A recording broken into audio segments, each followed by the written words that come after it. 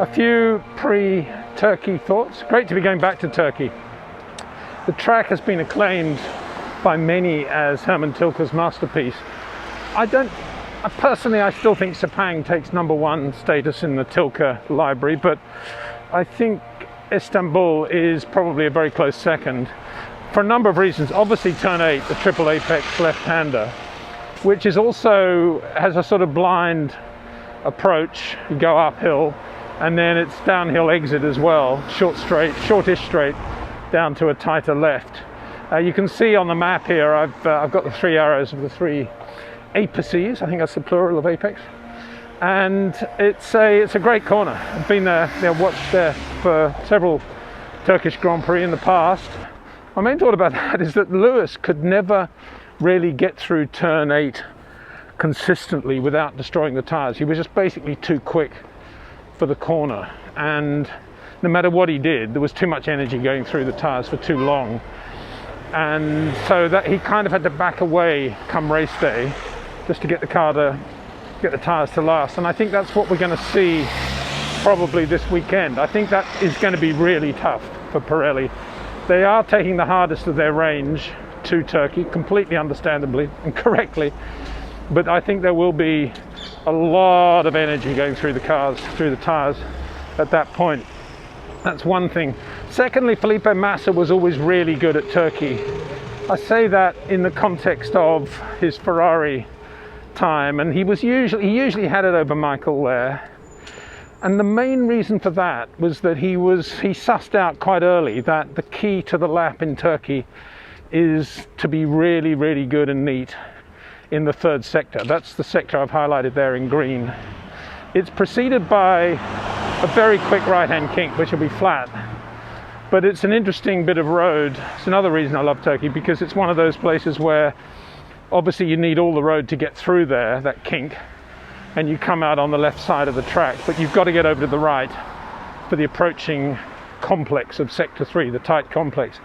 And so how long you stay on the left there is a little bit like coming out of Ascari at Monza. You don't want to be fooled into thinking I'll just drift the car over to the right as feels most comfortable. You definitely want to keep it on the left for as long as possible. You're in top gear there, and so you can afford to just keep it for a few meters more before you move it to the right. That's one thing. Another thing, and then that third sector, which is a fairly innocuous one, apart from of course stray dogs. Bruno Senna knows all about those in the GP2 race, hitting a stray dog very sadly there. And I guess, the circuit not having been used very much, there might well be wildlife and other variables that they need to be aware of going to the Grand Prix this year. But assuming the stray dogs are not an issue, and hopefully they won't be, being a dog lover, to get the tyres to be still in good shape by the time you get to the third sector, so you've got the traction you need, particularly obviously turn in, but a great driver can do, as we've been explaining in several videos, can do quite a lot if the front's gone away. But if the rears have gone, there's not much you can do about traction. And so I think that was a lot of what Felipe's pace, particularly qualifying pace in Istanbul, was all about. It was just making sure he had the car in really good shape for sector 3. And so that'd be my main things. The other thing is, don't stay on the European side, stay on the Asian side if you can. I'm sure most teams will. There are probably more hotels there now, because the traffic over the bridge is just like, forget it. So it'll be fun, it'll be interesting. We're going to that circuit in the context of what is the sort of semi-tentative, fully happening 2021 F1 calendar.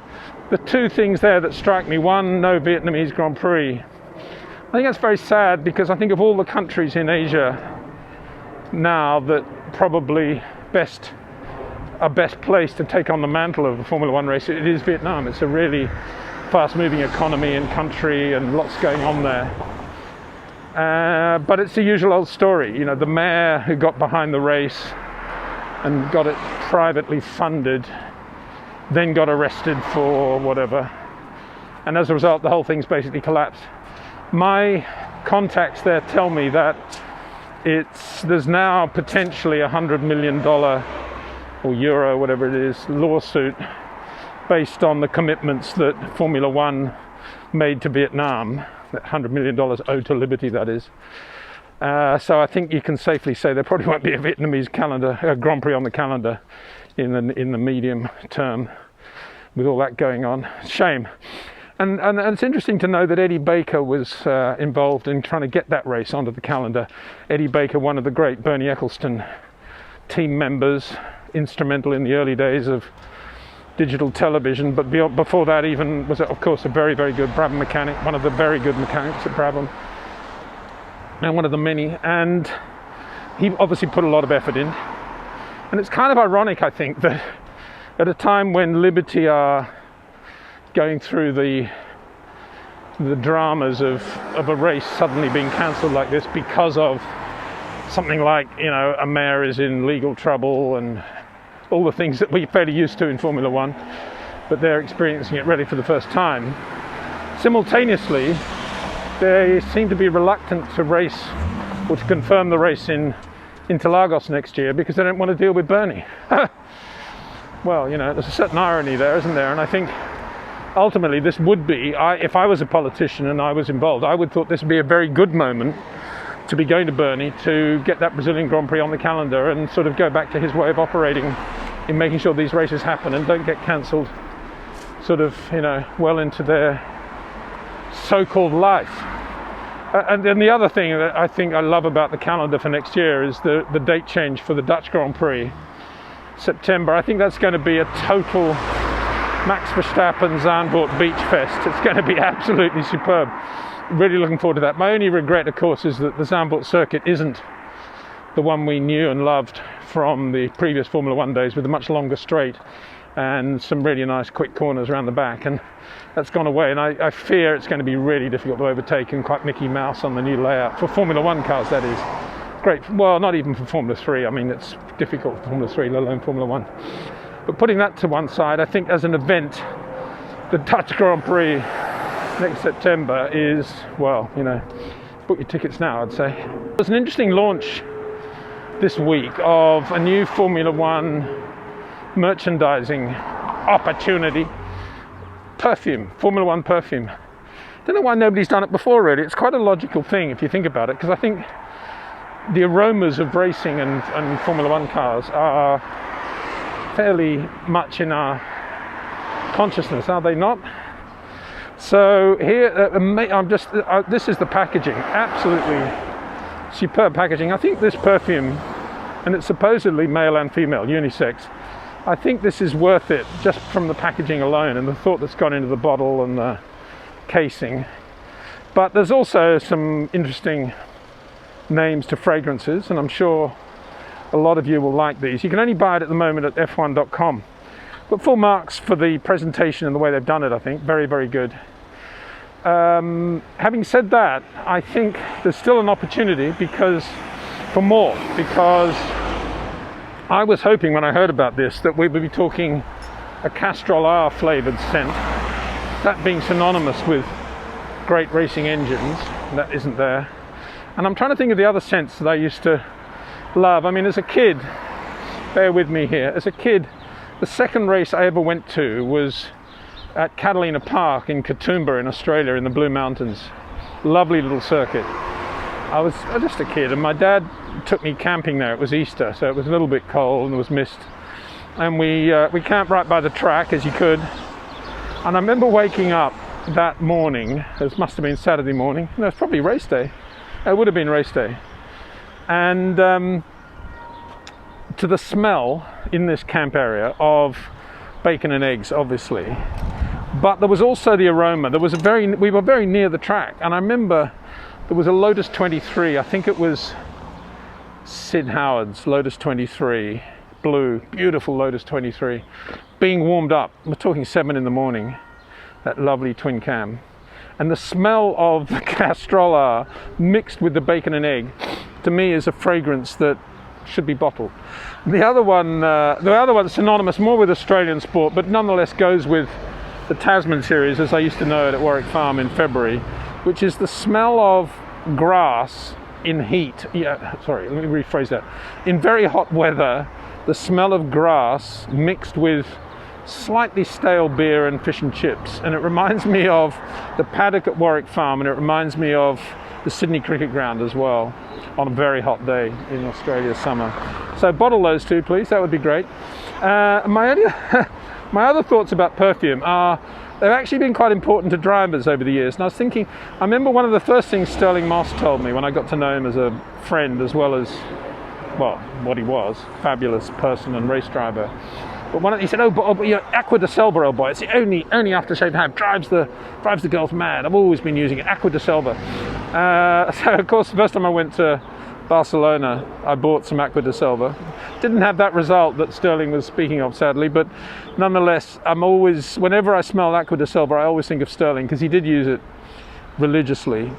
Eau Sauvage, Ayrton Senna. I had dinner with Ayrton at his house in Portugal. I don't know, it must have been about 85. And I went, just went to the loo and went into his bathroom, and yeah, absolutely, Eau Sauvage was his perfume of choice. And then of course Bernie Ecclestone was Mr. Aramis when Aramis was the new thing on the block. You could smell Bernie one end of the pit lane to the other. You could just smell the Aramis and you knew where Bernie had been. So I don't know how much he put on every day, but it was a lot. And I think it was to drown the other smells that Bernie didn't like, because don't forget, he was famous for not liking any sort of smells anywhere, in the factory that is. So yeah, Aramis. And then Brut Fabergé, of course, was a big deal. And I remember Ulf Norrender, who was a pretty good, very wealthy Swede, very odd guy, lovely guy in a way, very funny guy, very wealthy. And he was pretty quick in Lola T70 Mark III Bs and things like that. But I think he scared himself a lot when he tried to get into Formula 5000. And I watched him in a Tasman series, I think it was 70. He had a Lola T190, which was a pretty evil car anyway. And he used to go out clubbing every night. But his way of sort of waking up and getting ready to drive the car, and being brave enough to get in the car, I think, was to just douse himself in Brut Fabergé. He'd just pour a bottle over the top of his head. That was his shower in the morning. So whenever I smell Brut, I always think of poor old Ulf. So there we are. Beautiful morning here. I hope it's going to be great weather in Turkey. I'm sure it will be. You've probably seen we've got a two-part interview with Zak Brown out. I really enjoyed doing that, because Zak, unlike a lot of Formula One people, is quite happy to tell it as he sees it and gets on with it. And I quite like his approach to racing and life. He's a pretty good race driver in his own right. And then on top of that, he's still got money and energy and time in other categories of racing with his teams, which is always to be admired. He's doing Indy with the McLaren brand, and he's got two great drivers for next year. He's got two great drivers this year, you could argue, and he's doing well now, and the car looks good. So two-part interview out at the moment. If you haven't seen it, I counsel you to have a listen, because he says some pretty interesting things, I think, in a number of different subjects, particularly the economy of Formula One and where we're going, and how much it actually costs now, or doesn't cost, to get onto a Formula One car sponsorship wise. So have a look at that. And of course we'll be back for the Turkish Grand Prix with videos tomorrow, Friday, and over the weekend, Saturday, Sunday, just some thoughts on what we're seeing and where it's going. So I look forward to seeing you then.